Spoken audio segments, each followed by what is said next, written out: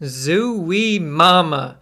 I'm here today to talk about War Machine, who's one of the most hyped up cards for this season, and I'm going to be explaining why I do not think he's going to live up to his hype.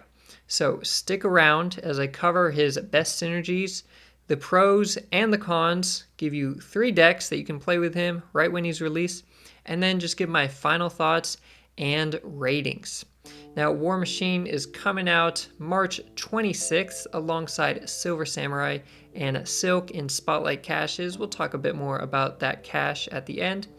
War Machine himself is a 4-cost, 6-powered card with the on-reveal ability that until the end of next turn, nothing can stop you from playing cards anywhere. So this is very similar to Jeff's ability, where you can just play him anywhere. In this case for War Machine, he's giving that ability to another card. So any card in your hand, as long as you have the energy and as long as there is a free space on the board, you can play that card there. So to start off, War Machine is fantastic with cards that are normally just very hard to get on the board at all. We're talking about cards like Infinite. Normally you would have to skip a full turn. If you play War Machine on turn 5, you can just play Infinite on turn 6 on any location.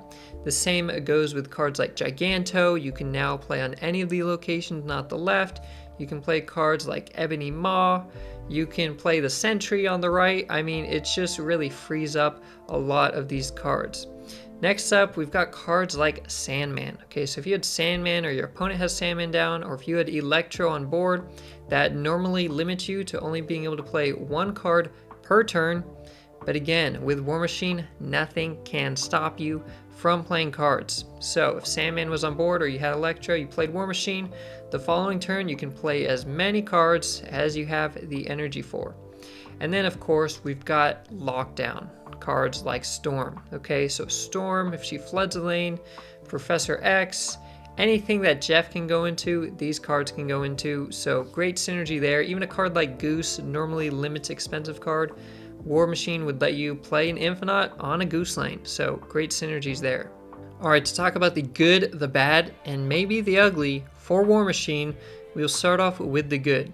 First up, he's got a great stat line. Okay, Iron Lad is a super flexible 4-cost card. He's a 4/6. War Machine is a 4/6. That's good. He gets bigger value for Jeff scenarios that don't require Jeff's movement, just require Jeff to be played on a hard location. Okay, again, if a location was flooded because of Storm, if you have Professor X down, if it's a location that's just hard to play on, like Sanctum Sanctorum or Space Throne, you can play cards there, but much bigger power cards than Jeff, right? You could get an Infinite down on Sanctum Sanctorum or Giganto or whatever. So huge value there. He adds power to lockdown decks, probably his best synergy, although he will not likely counter your opponent's lockdown decks. If you're tired of playing against people who play Storm and Professor X, they're also going to be running War Machine now. And then you can just play him in most decks. He's kind of like Iron Lad, where he just fits in. He will add value at times. Even if your deck isn't locked down or doesn't specifically synergize, you're going to have those one-off games where Sanctum Sanctorum pops up and you can squeeze in. Okay, there's just some locations he will add a lot of value, or against a couple certain decks he will add some good value. Now, to talk about the bad. First up, his floor is that he's a 4/6 with no ability, and by his floor I mean at his worst. If you play him on the last turn of the game, he's a 4/6, okay? His effect happens the turn after. It's kind of like Supergiant, where you play it one turn, it's setting up the next turn. And so if you don't actually have anything good to set up the next turn, or you didn't get until the last turn of the game, he's just stats with no ability, okay? So he's a 4/6, it's not horrible, but it's not amazing. He's not always producing value there. And he relies on other cards. Like Supergiant, like something like Grandmaster, he relies on other cards. And this is not the case for Jeff. Jeff does his own thing. War Machine does not. War Machine tries to give helping hands to other cards, but War Machine himself is never, adding power to his own body. He's never copying an Iron Man from the top of your deck like Iron Lad. In terms of War Machine's big potential, it's nice to think, oh man, we can play War Machine on turn 5 and then turn 6, you can slap an Infinite anywhere? That's crazy, that's busted. Is it? Is it busted? I mean, War Machine himself is 6 power. If you play him on turn 5 and you can't squeeze in a 1-cost card, you're getting his 6 power, and then you're getting Infinite, who's 20. That's 26 power over 2 turns. I don't know if you've played the Thanos decks recently, and there's a bunch of Thanos decks out there, even after the nerfs. Vision is 8 power, and Blob is hitting 15 plus. Okay? Your opponent can do that, and they can do it with other cards. They can do, like Vision into Magneto, or Devil Dino into Blob, and they're going to hit somewhere between 20 to 30 power over turns 5 and 6. So it's not actually an insane amount of power. Infinite has been power crept a bit. Okay, there are other ways to generate huge power, and so while this way is good, it still is big power. It is a specific combo. If you don't draw War Machine, do you have a dead Infinite filling up your hand, wasting space? I mean, it's not the craziest thing. Okay, War Machine into Infinite is not a broken combo, even if you could get it consistently. And it has no tech, you're not countering your opponents, you're not throwing down a Shang-Chi that turn. I mean, it's a big commitment still. And then lastly is that your opponent knows. Okay, similar to Supergiant, if you play War Machine on turn 5, and there's like a flooded location, your opponent knows you can play there on the last turn. They know you're gonna slap an Infinite on the goose lane. You're not surprising anybody, okay? There's no surprise. If you see your opponent play War Machine, you're expecting Infinite, Ebony Maw, Giganto, just huge stats coming down. And before we get into my 3 decks for you to try out, here is my friendly reminder to please give this video a thumbs up if you are enjoying it, and subscribe for more videos like this one. Now, let's get into those decks. All right, first up, we've got my Switcheroo Galactus list that I've put together. It's super crazy, it's fun, I'm very excited for this. So we have a pretty standard Galactus list, but we actually have the additions of War Machine, Storm, and Quake, okay? Usually Galactus is not running these cards, but the sneaky thing here is if we can like storm a lane and then hit Quake and move that flooded location somewhere else, and there's like no cards there for you or your opponent, War Machine would allow you to just Galactus an empty lane. Or if you get really lucky and Sanctum Sanctorum or something pops up, you can just Galactus an empty lane. And I think that's pretty hilarious, okay? And if you don't get that combo, it's fine. It plays like a normal Galactus deck where you've got the Hood, Goblins, Annihilus, try and clog a lane, and then, hit another one with Goliath or just hit your opponent with Galactus, take a big win. This one's super cheesy, it's dirty, I absolutely love it. Next up, we've got a tempo lockdown list. This one I think will be, for the most part, the standard of the type of decks you see with War Machine. Okay, we're playing Storm, we're trying to close the lane, and if we're already winning it, great. If not, we use War Machine to add in Ebony Maw or Infinite. We have Hope Summers here, so if we did have Hope Summers down, you play War Machine on turn 5. Turn 6, you'll have 7 energy, so you could play Ebony Maw plus Infinite on the same turn. Or you could do Ebony Maw plus Doom, just something, just huge power across the board.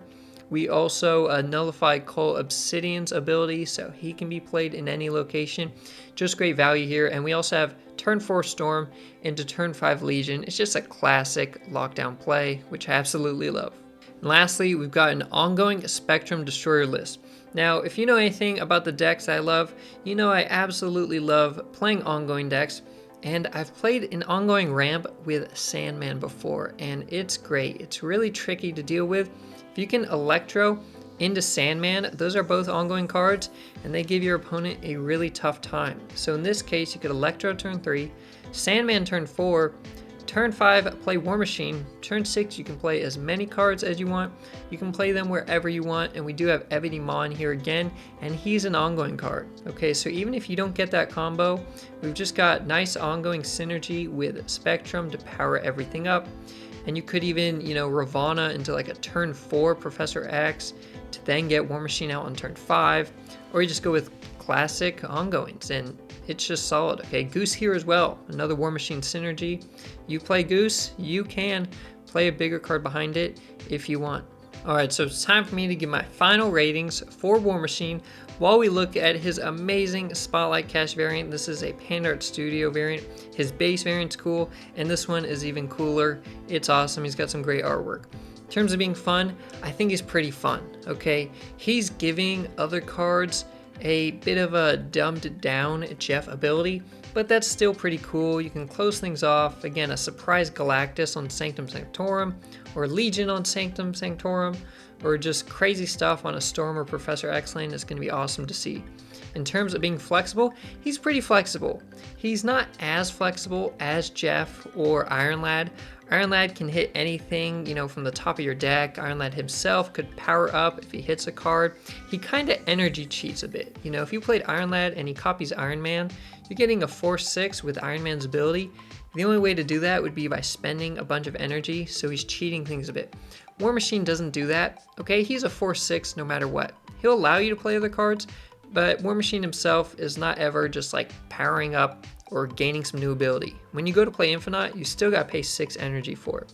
So he is pretty flexible, but you may always want at least a little bit of synergy, even if it's just a small core package. I think he requires a little something, even if it's just Storm, okay? But very flexible overall. In terms of being competitive, I think he's good. I think he's good. I don't think he's amazing. I don't think he's OP or near OP, and a lot of people think he will be. Okay, a lot of people think War Machine is going to be the best thing since sliced bread, and he's not. I think he'll be good. I think it'll be fun. He's a great character. He's got great art. There's nothing wrong with that.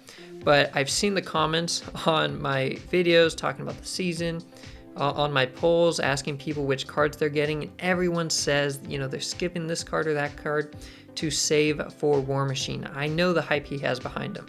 So I've been critical in this video to really address that hype, because everyone sees the good he can do. Everyone's looking at the upside, getting that Infinite down on a flooded lane.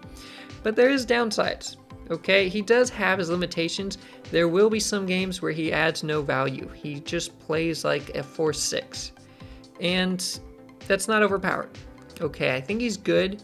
He will be inconsistently amazing in some games, but he'll be consistently good, maybe even great overall, and I think he's a ton of fun. Okay, so overall, I do think War Machine is worth picking up. I think he's a buy. The Spotlight Cash, it's alright. We've got Silver Samurai and Silk. Silver Samurai, seen a bit more play recently, nothing crazy though. And Silk, I think, is a pretty strong card. I like playing Silk in tempo decks. She's fine with Storm as well, because you can close a lane with Storm. Silk can add herself in. So you could play Silk alongside War Machine. It's an okay Spotlight Cash. It's got great variants. I love the Silver Samurai one.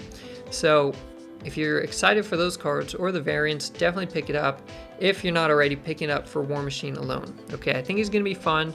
If you're a bit on the border or a bit skeptical of, how good he will be, how much play he can see, you could just wait a couple days. But my thoughts are he's going to be good. He's going to be worth picking up. He's going to be fun. But some people might be disappointed. At least week 1, there are some people thinking he's going to change everything, and he's not. He's going to be good, but not crazy, insanely overpowered. So let me know what you think of War Machine. Let me know how good you think he's going to be right when he comes out. If you think the hype is real and I'm wrong, or vice versa. Let me know what combos you're excited to try with him, if I missed any cool combos. And until then, stay positive. I'll see you next time.